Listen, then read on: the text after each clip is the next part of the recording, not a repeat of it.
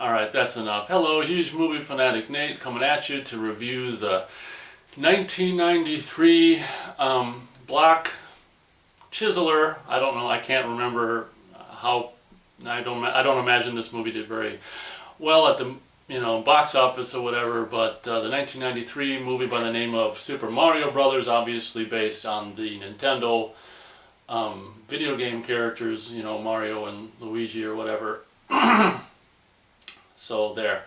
So if you watched the last review that was uploaded to this channel, you'll know that in the summer of 1993, a buddy of mine and I guess a girl he was seeing at the time and some of her friends actually got together at a movie theater to watch. We were going to go watch Indian Summer, and I guess maybe it had just started or it was maybe 15 minutes in or something like that. We'd missed the start time for Indian Summer, and there wasn't going to be another showing until probably 90 or 80 minutes later or whatever, so we actually abandoned our plans to see Indian Summer, a title that I wasn't interested in too much as a teenager anyway, and Super Mario Brothers was gonna just be starting in a few moments, so we all bought tickets and saw Super Mario Brothers, and also a movie being, whatever was I, 16 years old in 1993, also a movie that I wasn't really too interested in seeing at the time. I probably would have rather seen Jurassic Park again for the billionth time or whatever, but we ended up seeing Super Mario Brothers, and to be honest, I was actually kind of pleasantly surprised.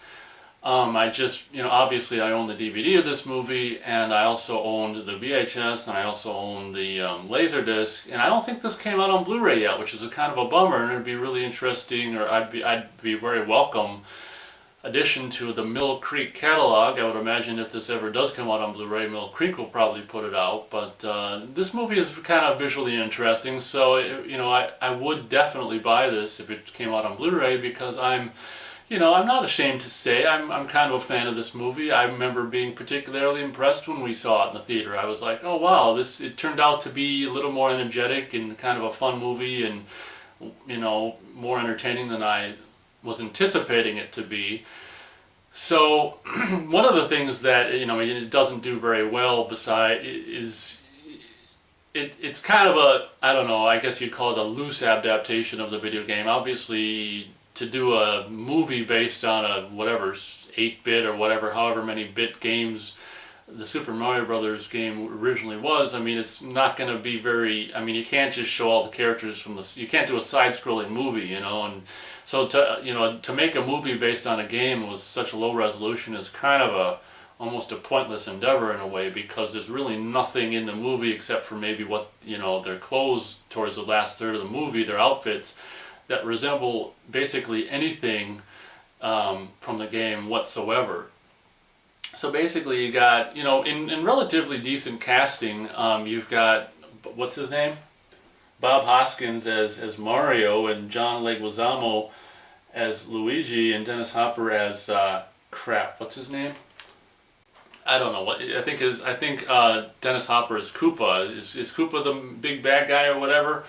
I think so. And then I'll talk about this more later on in the review, but this movie also began my huge frickin' love affair crush I had from 1993 to probably, I don't know, maybe 96, 97.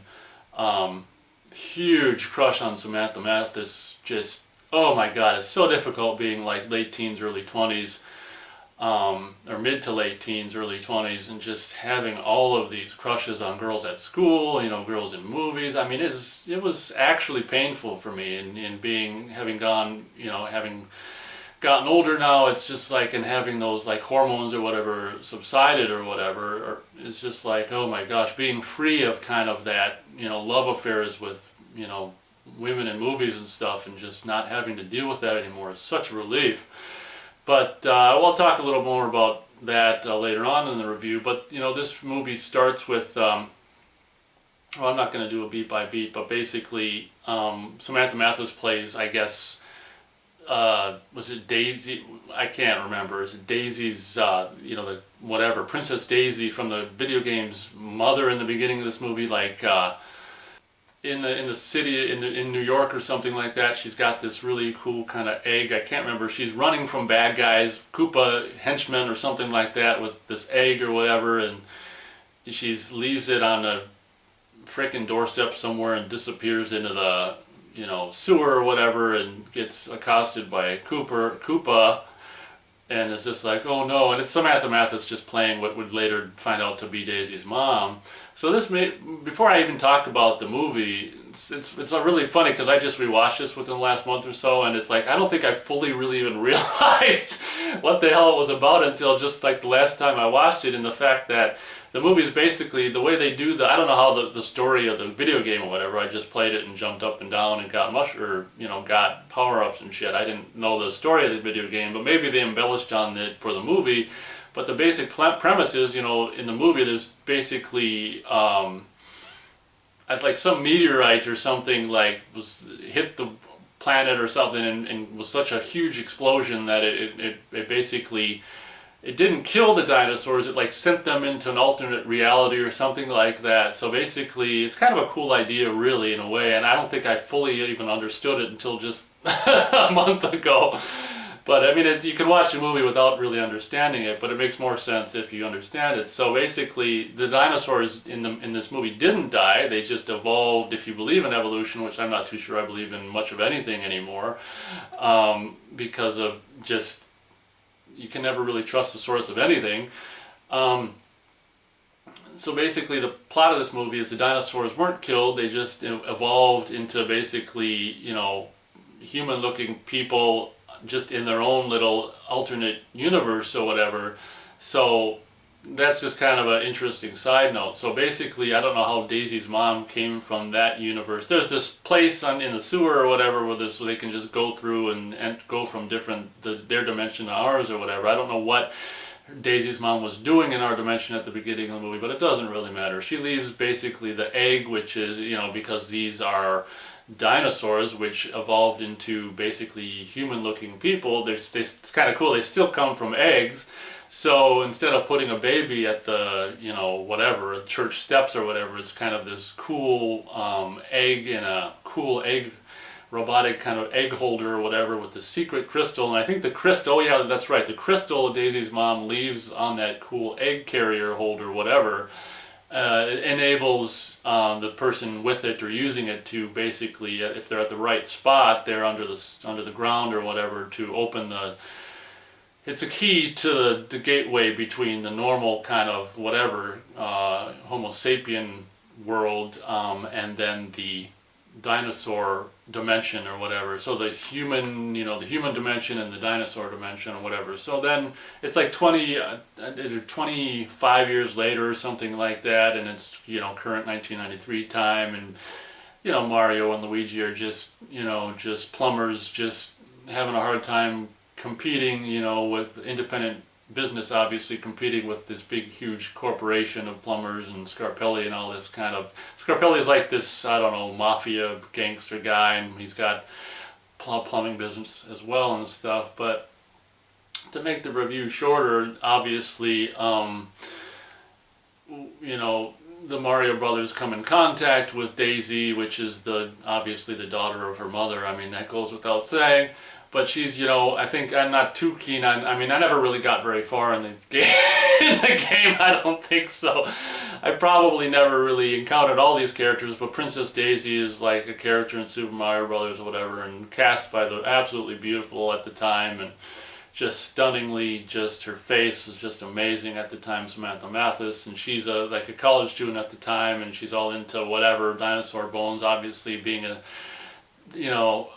pretty much she's a dinosaur herself, so, without maybe knowing it, she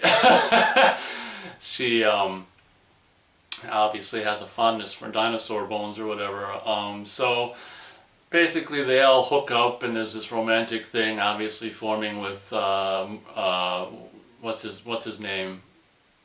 Luigi and Daisy, and before that obviously has a time to flourish or bloom. It's like they find themselves in the exact subterranean spot there where, I'm just skipping over all kinds of bits, where, you know, Daisy's got her little necklace, which I think she pretty much wears around her neck all the time. They find themselves, you know, once again, it's just like very much with like her mother, like the bad guys, you know, that work for Cooper or whatever, get a hold of Daisy. They want, I don't know what they want with her. I mean, I know they want, you know, Cooper wants the rock. That is the key to, you know, to open the doorway between the dimensions or whatever, but I don't know what he wants with her. He probably just wants to torture her and, you know, be mean to her or whatever. So they kidnap Daisy, and it's kind of a bummer because she's so, Samantha Mathis is so beautiful in this movie, and it's like she's not really in it very often. And to be honest, when they put her in this kind of whatever dress that they put her in for the rest of the movie, I mean, one thing about, in my opinion, Samantha Mathis is she just had the most beautiful face. But, you know, if I can, yeah, we'll just say that. And then in my opinion, really not much below, well, I don't want to sound mean about my former crush or whatever, but basically she doesn't do much for me in that dress that she spends the majority of the movie in, so we'll just leave it at that. But much prefer her in her kind of just whatever, you know, earth, normal Homo sapien earth clothes. So that's pretty much it. So one of the things that so the movie's just about that, basically the Mario Brothers go into you know, whatever you want to call it, dinosaur dimension, which is actually, this movie takes place in Manhattan. So basically when they go into the dinosaur dimension, what you find out is it's just like the planet is, in their dimension, is still Earth, but it's a different reality, which is kind of interesting. And who knows, there might be some truth woven into this movie as well. There's definitely some predictive programming for a certain day on a certain fateful day in September in 2001 in this movie regarding a couple of two, you know, towers that were pretty much basically the same height, that, you know, stood side by side to each other.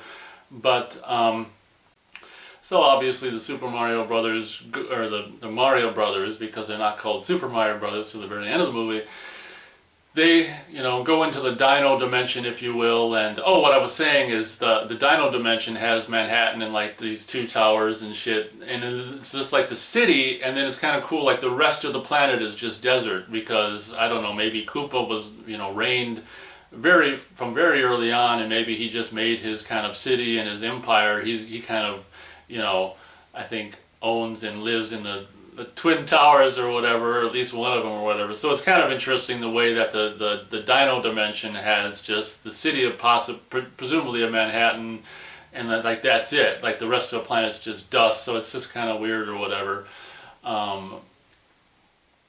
So that's pretty much it. You know, and it's just a movie about trying to rescue Daisy and defeat Koopa, of course. But before I end the review, the one thing that I will say really was a pleasant surprise when I first saw this movie and upon repeated viewings is, I guess it's directed by two people, which is kind of weird. It generally doesn't happen too often. But the thing that really struck me when I first when I first saw it, and when I watch it, you know, when I revisit the movie from time to time, is the movie does have this really kind of nice energy about it. And it should also, I cannot end the review without mentioning that the score is absolutely gorgeous, done by Alan Silvestri. It's absolutely amazing, and you know, I put samples from it on this review if I wasn't worried about getting freaking strucken down by copyright crap. But I'm sure you can go listen to it on YouTube if you typed in, you know, Alan Silvestri Super Mario Brothers. But like the Mario Brothers theme, the kind of like the I mean, it's just like a really cool just theme for the brothers or whatever. And the score in this movie is absolutely, you know, classic Alan Silvestri stuff. Absolutely amazing. And that's one of the things that's really amazing about this movie. It really helps the atmosphere, and I do like the movie's energy. This movie has this cool energy, and just some of the cool things they came up with to do with, you know, the police cars look kind of cool in the dino dimension, if you will, and these kind of gas guns that they have that shoot fireballs, which are supposed to probably look like the fireballs in game or whatever, they tried to do a little bit of stuff to try to weave in from the video game or whatever, and then there's this like character, and not really a character, more like a prop, which is this really small bomb thing with feet that you wind up and it walks, and I don't know if it was, I imagine they call it Bob-omb, so I imagine that's what it was called in the game or whatever. I can't remember what the hell it did in the game or what, I mean, I didn't, like I said, I didn't make very far. But so you got some things that they tried to weave in from the game into the movie or whatever. But for the most part, I just kind of watched the movie as its own thing, and really kind of try to forget the fact that it's based on that Super Mario Brothers game. You know, and then you've got the these henchmen, which are like de-evolved people, and what are they, Goombas, right? So they're all these huge guys with just little lizard heads, and they can just do that by having the actor under there, and then they probably see through the chest, and then the fake little animatronic lizard heads on top of their head or whatever. And so this movie does have, mostly thanks to Alan Silvestri's score and just some energetic photography and use of camera movement and editing and all that kinds of stuff, and some very early kind of what I would imagine to be like computer, because this is the same summer as Jurassic Park, so there's some very early, obviously like morphing crap and some other bits where towards the end of the movie it's like as their dimensions were going to merge or whatever, it's like this really cool thing where like Mario's holding this thing, he's pretending to be the Rock, and his hand, his hand kind of starts to particleize and disappear, and that effect is still even kind of cool to see. And I imagine that was done, I would imagine, with computers at the time in the early days of, early 90s of computer generated effects or whatever. So, all in all, it's kind of just like whatever, and not, having rewatched it within the last month or so, not as great as I unfortunately kind of remember it, but I will give it, let's give it 2.5 stars out of 4 stars, just because of its, well, obviously Samantha Mathis is just, well, she's not really in it that much though. When she's kidnapped, it was kind of a bummer. And then, the chemistry between Bob Hoskins and John Leguizamo is pretty good, and Dennis Hopper as, the bad guy, which he's going to do much more, the next year in Speed, and the next year and after that in Waterworld. So he's kind of, I don't know if this is the beginning of his kind of bad guy phase or whatever, but Dennis Hopper as Koopa or whatever is kind of interesting and whatever. So that's my review of the movie. And now on to with my brief account of my love affair with Samantha Mathis. I can't remember, so 1993, this started it. And I can't remember, obviously then she'd appear later on. She wouldn't really be in much, and then she'd be in, which was a movie that obviously I saw being a John Woo fan at the time, Broken Arrow, of course. So this, along with Broken Arrow, might be, and Pump Up the Volume and this kind of stuff, might be, some of her biggest stuff or whatever, the highest name stuff she's ever really been in and most predominantly featured in. But like when she was in Broken Arrow, at that time when I was like whatever, like late teens or whatever, I was just, the hormones were just, full bore or whatever. I was just going nuts. And in high school, there was this one class, this one teacher had this list of all these pages stapled together. I don't know where he got it or what, and it had like basically celebrities. I'm not going to say it was their addresses, but contact information, and I don't know what the hell it was. I don't know where the hell this is pre-internet, or at least, well, I wasn't using the internet yet, we'll put it that way. There was probably internet at the time, but so anyway, this teacher had all these celebrities and stuff, mailing addresses to mail them, whether it was their addresses, mailing addresses anyway. So I had, found Samantha Mathis in that thing, and I was just obsessed with her. I wrote her a letter, and because I saw her like on, I don't know why I was watching this, but I saw her interview with her on Letterman or something like that, and it was just like, oh my God, that's it. I'm gonna write her. I want to talk to her on the phone. So I wrote her a letter. I wish I would have taken a picture of the letter I wrote her before I sent it, but I wrote her a letter in probably 1996, and I said, oh my gosh, I loved you in Super Mario Brothers. I loved you in Broken Arrow, and oh my gosh, I saw you on Letterman, and I'm just like, oh my God, you're everywhere I look. I don't think I was too creepy or whatever, but then I'm like just very straightforward. I just like, oh, I'd love to talk to you, so here's my number. It's you know, bleep, bleep, bleep, bleep, bleep, bleep, bleep, bleep, bleep, or whatever. That's my phone number. Feel free to call me. I'd love to just talk to you. Call me anytime or whatever, and then, you know, whatever. I don't remember. I'm just gonna say for Camp and Cheese right now, yours truly, you know, yours forever, Nate. I mean, I probably didn't write that, but whatever. So unfortunately, I never got a phone call. Of course, this is before we had caller ID, so maybe she did call and we just didn't, we weren't home or something like that. But she didn't leave a message or anything like that, so unfortunately, no call from Samantha Mathis.